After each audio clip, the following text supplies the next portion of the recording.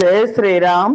శుక్లాంబరధరం విష్ణుం శశివర్ణం చతుర్భుజం ప్రసన్నవదనం ధ్యాయేత్ సర్వ విఘ్నోపశాంతయే.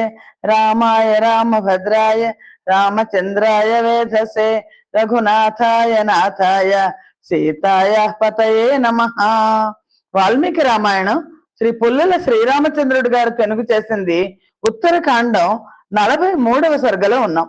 42వ సర్గలో గర్భవతి అయిన సీతని అనునయిస్తూ శ్రీరామచంద్రమూర్తి, సీత నీకు ఏదైనా కోరిక ఉంటే నేను తీరుస్తాను, ఏ కోరిక నేను తీర్చాలో చెప్పు అని అడిగారు.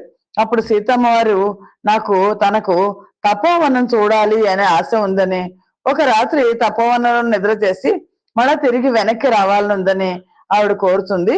అయితే రేపు ఉదయమే నువ్వు వెళ్దు గాని అని శ్రీరామచంద్రమూర్తి చెప్పి అక్కడి నుంచి బయలుదేరి ఆయన గూఢచారులు మంత్రులను కలుసుకోవడానికి మరొక భవనానికి వచ్చారు. జయ శ్రీరామ్. 43వ సర్గ.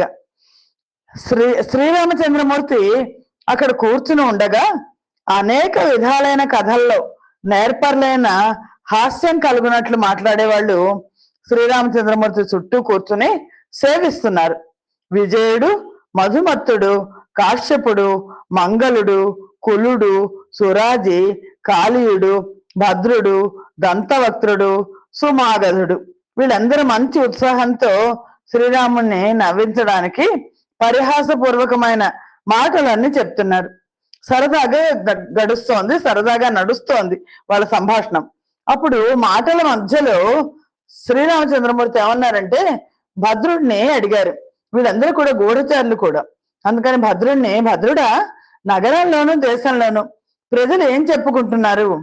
పురంలోనూ గ్రామాల్లోనూ నివసించే జనులు నన్ను గూర్చి గాని, సీతను గూర్చి గాని, భరతుడి గూర్చి గాని, లక్ష్మణుడి గూర్చి గాని ఏం చెప్పుకుంటున్నారు? శత్రుఘ్నుని గురించి, మా తల్లి కైకేయి గురించి ఏం చెప్పుకుంటున్నారు? రాజ్యానికి కొత్తగా వచ్చాను కదా నేను రాజు, ఈ రాజుని గురించి ప్రజలు ఏం చెప్పుకుంటున్నారో కదా, అది నాకు చెప్పు అని భద్రుడిని అడిగాడు. శ్రీరాముని మాటలు విని భద్రుడు నమస్కరించి ఇలా చెప్పాడు. రాజా, పౌరులు మంచిగాను చెడ్డగాను కూడా చెప్పుకుంటున్నారు. సౌమ్యుడవు నీవు, పురుష శ్రేష్ఠుడవు అయినా ఓ రాజా, మన పురంలోని ప్రజలు రావణునికి వధకు సంబంధించిన విజయాన్ని గురించి ఎక్కువగా మాట్లాడుకుంటున్నారు అని అన్నాడు. ఆ భద్రుని మాటలు విని శ్రీరాముడు, అంటే అర్థమైంది భద్రుడు సరిగ్గా చెప్పలేదు, చెడు చెప్తున్నాడు మంచి చెప్తున్నాడని. దాంతో శ్రీరాముడు ఏమన్నాడంటే, ఉన్నది ఉన్నట్లుగా పూర్తిగా అంతా చెప్పు. పురాణందు నివసించే వాళ్ళు మంచిగాను చెడ్డగాను ఏం చెప్పుకుంటున్నారో చెప్పు. వాళ్ళు చెప్పుకునేది విని నేను ఇప్పుడు మంచి కార్యాలనే చేయడానికి, చెడ్డ పనులు చేయకుండా ఉండడానికి వీలు కలుగుతుంది. గూఢచారులు రాజుకు చాలా అవసరం. పట్టణాల్లోనూ గ్రామాల్లోనూ ఉన్న జనులు ఏం చెప్పుకుంటున్నారో నువ్వు విశ్వాసంతో నిర్భయంగా చెప్పు, భయపడద్దు, ఏమాత్రం సంకోచం లేకుండా చెప్పు అని శ్రీరామచంద్రమూర్తి ఆజ్ఞాపించారు. శ్రీరాముడు ఈ విధంగా పలికిన ఆ మంచి మాటలు విని భద్రుడు అంజలి ఘటించాడు. సావధాన చిత్తుడై శ్రీరామునితో ఇలా చెప్పాడు. రాజా, పౌరులు 4 వీధుల మొగల్లోనూ, వీధులలోనూ, వనాల్లోనూ, ఉద్యానవనాల్లోనూ కలిసి మంచిగాను చెడ్డగాను ఏం చెప్పుకుంటున్నారో విను. శ్రీరాముడు సముద్రం మీద ఎవ్వరూ చేయజాలని సేతు బంధనం చేసినాడు. ఇలాంటి దాన్ని పూర్వులు ఎవ్వరూ కాని, దేవతలు కాని, దానవులు కాని కనీసం విని కూడా ఉండరు. ఎదిరింప శక్యము కాని సేనావాహన సహితుడైన రావణుణ్ణి చంపించినాడు. వానరులను, భల్లూకాలను, రాక్షసులను కూడా వశం చేసుకున్నాడు. శ్రీరాముడు యుద్ధంలో రావణుణ్ణి చంపి సీతను తీసుకొని రావణ స్పర్శ వల్ల కలిగిన కోపాన్ని కూడా లెక్క చేయకుండా, అంటే రావణుడి ఇంట్లో ఉంది, రావణుడు పట్టుకుని తీసుకెళ్లాడు అనే దాన్ని కూడా పట్టించుకోకుండా సీతను మళ్ళా తన ఇంటికి చేర్చాడు. అతని హృదయంలో సీత సమాగమం వల్ల ఏం సుఖం కలుగుతుంది? రావణుడు బలాత్కారంగా ఒళ్ళో కూర్చోబెట్టుకుని అపహరించాడు, లంకకు తీసుకుపోయాడు. అశోకవనం చేరిస్తే రాక్షసుల వసురాలైపోయింది ఆ సీత. అలాంటి సీతను గురించి రాముడు ఏవగించుకోకుండా, అసహించుకోకుండా ఎలా ఉండగలుగుతున్నాడు కదా. మన భార్యల విషయంలో కూడా మనం ఇలా సహించాల్సి వస్తుందేమో. రాజు ఎలా చేస్తే ప్రజలు అలా చేయాలి కదా. ఒకవేళ ఎవరైనా మన భార్యల్ని ఎత్తుకెళ్ళిపోయినా మళ్ళా వాళ్ళని వెనక్కి తెచ్చుకోవాల్సి వస్తుందేమో మనం కూడా. ఎందుకంటే రాజుని బట్టే అనుసరించి మనం కూడా ప్రవర్తించాలి కదా అని ఓ రాజా అన్ని నగరాల్లోనూ గ్రామాల్లోనూ కూడా పౌరులు ఈ విధంగా అనేక విధాలైన మాటలు చెప్పుకుంటున్నారు అని భద్రుడు చెప్పాడు. శ్రీరాముడు భద్రుడు చెప్పిన మాటలు విని చాలా దుఃఖించాడు. ఇది ఎలాగా, నాకు చెప్పండి అని అక్కడ ఉన్న మిత్రులందరినీ అడిగాడు. వాళ్ళందరూ శిరస్సులతో భూమిని స్పృశించి నమస్కరించి ఏం మాట్లాడకుండా ఏమన్నారంటే, నమ్రులై, ఇతడు చెప్పింది నిజమే, అసత్యం కాదు. పౌరులు అలా అనుకుంటున్నారు. రావణాసురుడు బలవంతంగా తీసుకెళ్లిపోయిన సీతని మళ్ళా రాముడు వెనక్కి తెచ్చుకున్నాడు రావణాసురుడిని చంపేసి అని అనుకుంటున్నారు అని శ్రీరాముడికి బదులు చెప్పారు. శత్రు సంహారకుడైన శ్రీరాముడు అప్పుడు వాళ్ళందరూ చెప్పిన మాటలు విని ఆ స్నేహితులందరినీ పంపించేశాడు. శ్రీమద్ రామాయణ మందలి ఉత్తరకాండలోనే 43వ సర్గము సమాప్తం. శ్రీరాముడు 44వ సర్గ. శ్రీరాముడు అలా మిత్రవర్గాన్ని అంతా పంపేసి తను ఏం చెయ్యాలి, తను చేయాల్సిన పని మనస్సులో నిర్ణయించుకున్నాడు. దగ్గరలో ఉన్న ద్వారపాలకుడిని పిలిచాడు. పిలిచి భరతుణ్ణి, లక్ష్మణుణ్ణి, శత్రుఘ్నుణ్ణి శీఘ్రంగా తీసుకొని రమ్ము అని ఆజ్ఞాపించాడు. ద్వారపాలకుడు శ్రీరాముని మాటలు విని శిరస్సు మీద అంజలి ఘటించి నమస్కరించి ముందు లక్ష్మణుడి ఇంటికి వెళ్ళాడు. ఎవ్వరి చేత అడ్డుకొనబడని వాడే లోపలికి ప్రవేశించాడు. దోసులు కట్టి ఆ మహాత్ముడైన లక్ష్మణుణ్ణి జయ విజయభవ అనే మాటలతో అభినందించి, శ్రీరాముడు రాజు నిన్ను చూడాలనుకుంటున్నాడు, ఆలస్యం చేయక శీఘ్రముగా వెళ్ళము అని చెప్పాడు. లక్ష్మణుడు శ్రీరాముని ఆజ్ఞ విని తప్పక అట్లే చేసేదను అని వెంటనే పలికి రథం ఎక్కి శీఘ్రంగా శ్రీరాముని ఇంటికి వెళ్ళాడు. ఆ ద్వారపాలకుడు లక్ష్మణుడు వెళ్తున్నట్టు చూసి భరతుడి దగ్గరికి వెళ్ళాడు. భరతుడి వద్దకు వెళ్ళి అక్కడ అంజలి ఘటించి అభినందించి వినయంతో నమ్రుడై రాజు నిన్ను చూడగోరుతున్నాడు అని పలికాడు. భరతుడు కూడా ద్వారపాలకుడు చెప్పిన శ్రీరాముని ఆజ్ఞ విని వెంటనే ఆసనం నుండి లేచి కాలి నడకన బయలుదేరాడు. భరతుడు వెళ్తున్నట్టు చూసి ద్వారపాలకుడు తొందరపడుతూ శత్రుఘ్నుని గృహానికి వెళ్ళాడు. అంజలి ఘటించి నమస్కరించి, ఓ రఘుశ్రేష్ఠ, రమ్ము రమ్ము, రాజు నిన్ను చూడాలని కోరుకుంటున్నాడు అన్నాడు. లక్ష్మణుడు భరతుడు ముందుగానే వెళ్ళినారు అని చెప్పాడు. శత్రుఘ్నుడు అతని మాటలు విని శ్రేష్టమైన ఆసనా నుండి లేచి నేల మీదకి దిగి రాముడున్న వైపు నమస్కరించి రాముడి దగ్గరికి వెళ్ళాడు. అప్పుడు ద్వారపాలకుడు వచ్చి చేతులు జోడించి నమస్కరించి సోదరులందరూ వచ్చినట్లు శ్రీరామునికి తెలిపాడు. సోదరులు వచ్చినట్టు విని శ్రీరాముడు చింత చేత వ్యాకులములైన ఇంద్రియాలు కలవాడే తల కిందకు వంచి దీనమైన మనస్సుతో ద్వారపాలకంతో, నీవు వెంటనే సోదరులను నా దగ్గరికి తీసుకురమ్ము, నా జీవితం వాళ్ళ మీద ఆధారపడింది, వీళ్లే నా ప్రియమైన ప్రాణాలు అని అన్నాడు. రాజు ఆజ్ఞ పొంది శుక్రుని వంటి తేజస్సు గల రాకుమారులు నమ్రులై అంజలు ఘటించి సావధాన చిత్తులై లోపల ప్రవేశించారు. ఆ సమయంలో శ్రీరాముని ముఖం రాహు ఆక్రమించిన చంద్రబింబంలాగా ఉందిట.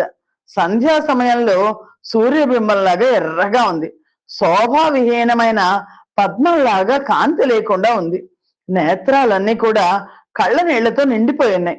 లక్ష్మణాదులు ఇలాంటి స్థితిలో ఉన్న శ్రీరాముని చూసి తొందరగా వెళ్ళి శిరస్సులతో పాదాభివందనం చేశారు. సావధాన చిత్తలే నిలబడ్డారు. శ్రీరాముడు కన్నీళ్లు కారుస్తున్నాడు. గొప్ప బలం గల శ్రీరాముడు వాళ్ళని లేవదీసి బాహువులతో కౌగలించుకొని ఆసనాల మీద కూర్చోండి అని చెప్పాడు. తర్వాత ఏం చెప్పాడంటే, ఓ రాజులారా, మీరే నా సర్వస్వం, మీరే నా జీవితం. రక్షణాదుల ద్వారా మీరు సంపాదించిచ్చిన రాజ్యాన్ని నేను పరిపాలిస్తున్నాను. మీరు శాస్త్ర విషయాలు తెలిసిన వాళ్ళు, మంచి బుద్ధి గలవాళ్ళు. మీరందరూ కలిసి నా కార్యాన్ని నిర్ణయించండి అని పలికాడు. శ్రీరాముడు ఈ విధంగా మాట్లాడుతుంటే లక్ష్మణ భరత శత్రుఘ్నులకి అసలు అర్థం కాలేదు. ఆలోచనలో మునిగి శ్రీరాముడు ఇప్పుడు ఏమి చెప్పుతున్నాడో కదా అని మనస్సులో దిగులు చెందారు. శ్రీమద్ రామాయణం నందలి ఉత్తరకాండలోని 44వ సర్గము సమాప్తం. జయ శ్రీరామ్. 45వ సర్గం లోకాపవాదాన్ని గురించి సోదరులకు తెలిపాడు శ్రీరాముడు. మనస్సులో దైన్యం వహించి లక్ష్మణాదులు కూర్చున్న పిమ్మట శ్రీరాముడు వాడిపోయిన ముఖంతో ఇలా పలికాడు: మీకందరికీ క్షేమమగుగాక. నా విషయమందు సీత విషయమునందు పౌరులు ఏమి చెప్పుకొంటున్నారో వినండి. నా అభిప్రాయానికి విరుద్ధంగా ఆలోచించద్దు. పౌరులలోనూ జానపదుల్లోనూ చాలా గొప్ప అపవాదు బయలుదేరింది. నా విషయంలో నింద ప్రచారంలో ఉంది. అది నా మర్మస్థానాలను ఛేదిస్తోంది. నేను మహాత్ములైన ఇక్ష్వాకు వంశీయుల కులంలో పుట్టినాను కదా. సీత కూడా మహాత్ములైన జనకరాజుల వంశంలో పుట్టింది కదా. సౌమ్యుడమైన లక్ష్మణ, నిర్జనమైన దండకారణ్యం నుంచి రావణుడు సీతను ఎట్లు హరించినాడో, నేను అతన్ని ఎట్లు నశింపచేశానో నీకు తెలుసును కదా. ఈ లంకా పట్టణంలో ఉన్న సీతను అయోధ్యకు ఎలా తీసుకెళ్లగలను అని నాకు ఆ సమయంలో సీత విషయంలో ఆలోచన కలిగింది. లక్ష్మణ, అప్పుడు సీత నమ్మకం కలిగించడం కోసం నీ ఎదుటనే అగ్నిలో ప్రవేశించింది కదా. దేవతలలో అగ్నిదేవుడు, ఆకాశంలో సంచరించే వాయువు కూడా ఆమె పాపరహితురాలని చెప్పినారు కదా. పూర్వము దేవతల సన్నిధిలోను, అందరు ఋషీశ్వరుల సన్నిధిలోను సూర్యచంద్రులు కూడా సీత ఏ పాపము లేనిది అని చెప్పినారు కదా. ఈ విధంగా పరిశుద్ధమైన చరిత్ర గల సీతను దేవతల, గంధర్వుల సన్నిధిలో దేవేంద్రుడు నా చేతిలో ఉంచాడు కదా. కీర్తిమంతురాలైన సీత పరిశుద్ధురాలని నా అంతరాత్మకు కూడా తెలుసు. అందువల్లే నేను సీతను తీసుకుని అయోధ్యకు వచ్చాను. నా హృదయంలో ఈ గొప్ప అధర్మ చింత, శోకము కూడా ఉన్నాయి. చాలా గొప్పదైన పౌరుల అపవాదం, గ్రామ ప్రజల అపవాదం వచ్చింది. ఈ లోకంలో ఎవని అపకీర్తి వ్యాపించి ఉంటుందో అతడు ఆ చెడ్డ మాట వ్యాప్తిలో ఉన్నంత వరకు నరకంలో పడి ఉంటాడు. అపకీర్తిని దేవతలు నిందిస్తారు, కీర్తిని లోకంలో అందరూ పూజిస్తారు. మహాత్ములందరూ చేయి ప్రయత్నం కీర్తి కొరకే కదా. పురుష శ్రేష్ఠులారా, శ్రీరాముడు చెప్తున్నాడు, అపవాదుకు భయపడిన నేను నా జీవితాన్ని, మిమ్మల్ని కూడా విడిచిపెట్టేస్తాను. సీత మాట చెప్పాలా? ఈ విధంగా నేను ఎలా శోక సముద్రంలో పడిపోయానో చూడండి.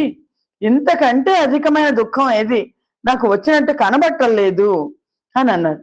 లక్ష్మణ, నీవు రేపు ప్రాతకాలం నందు నీవు సుమంత్రుడు నడిపే రథం ఎక్కి సీతను ఎక్కించి ఆమెని అయోధ్య నగరం చివర్లో, దేశం చివర వదిలిపెట్టేసాయి. గంగకు ఆవలి ఒడ్డున తమసా తీరాన్ని ఆనుకొని మహాత్ముడైన వాల్మీకి మహర్షి ఆశ్రమం ఉంది. ఇది దేవలోకంలోని ఆశ్రమంతో సమానమైంది. సీతను అక్కడ విజన ప్రదేశమందు జనం ఎవరు లేని చోట వదిలిపెట్టేసి శీఘ్రంగా రా. నీకు భద్రమగుగాక. నేను చెప్పినట్లు చెయ్యుము. సీత విషయంలో ఏ విధంగాను కూడా నాకు అడ్డు చెప్పద్దు, అడ్డు చెప్పకూడదు. అందువల్ల లక్ష్మణ, వెళ్ళు. ఈ విషయంలో మరొక ఆలోచన ఏమి చెయ్యొద్దు. దీనికి అడ్డు చెప్పితే నాకు చాలా అసంతోషం కలుగుతుంది. నాకు చాలా, నువ్వు కనుక దీనికి అడ్డు చెప్తే నాకు దుఃఖం కలుగుతుంది. నా పాదాల మీద, జీవితం మీద ఒట్టు పెట్టి చెప్తున్నాను. నా మాటకు అడ్డు వచ్చి మధ్యలో బతిమాలడానికి ప్రయత్నం చేయొద్దు. అలా మాట్లాడే వాళ్ళు నా ఇష్టానికి అడ్డు తగలడం వల్ల ఎప్పటికీ నాకు అహితులుగా పరిగణించబడతారు. మీరు నా ఆజ్ఞలో ఉన్నవాళ్ళైతే నా మాట మన్నించండి. సీతను ఇప్పుడు ఇక్కడి నుంచి తీసుకుని వెళ్ళిపోండి. నా మాట ప్రకారం చేయండి. నాకు గంగా తీరం నందున్న ఆశ్రమాన్ని చూడాలని ఉంది అని నాతో ఆవిడ అడిగింది. ఆవిడ కోరికను తీరుస్తాను అని నేను చెప్పాను. ఇప్పుడు మీరు లక్ష్మణుడితో చెప్తున్నారు, నువ్వు సీతను తీసుకు వెళ్ళిపోయి సుమంత్రుడితో సహా రథం మీద ఎక్కించుకొని తీసుకుని వెళ్ళి వాల్మీకి మహర్షి ఆశ్రమం దగ్గర వదిలిపెట్టేసి వెనక్కి వచ్చేయి. నేను ఈ అపవాదు కారణంగా సీతను పరిత్యజించబోతున్నాను అని శ్రీరాముడు తమ్ముళ్ళకి చెప్పాడు. సోదరులతో కూడి ఉన్న ధర్మాత్ముడైన ఆ శ్రీరాముడు అలా పలుకుతుంటే కన్నీళ్లు అతని కళ్ళను కప్పేసింది. అతడు సోదరులను పంపేసి తన ఇంటిలో ప్రవేశించాడు.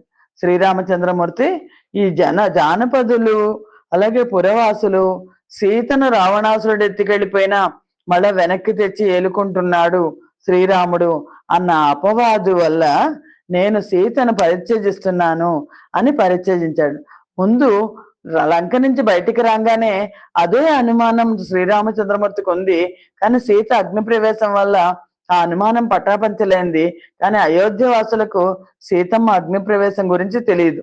అందుకని అయోధ్య వాసులలో కొందరు అనుకున్న ఈ కారణంగా సీతమ్మ వారిని పంపించేయడం జరుగుతోంది. శ్రీమద్ రామాయణం అందలి ఉత్తరకాండలోని 45వ సర్గము సమాప్తము. స్వస్తి ప్రజాభ్య పరిపాలయంతాం న్యాయేన మార్గేణ మహిం మహేష. గోబ్రాహ్మణేభ్య శుభమస్తు నిత్యం. లోకా సమస్తా సుఖినో భవంతు. సర్వం శ్రీరామార్పణమస్తు. జై శ్రీరామ్.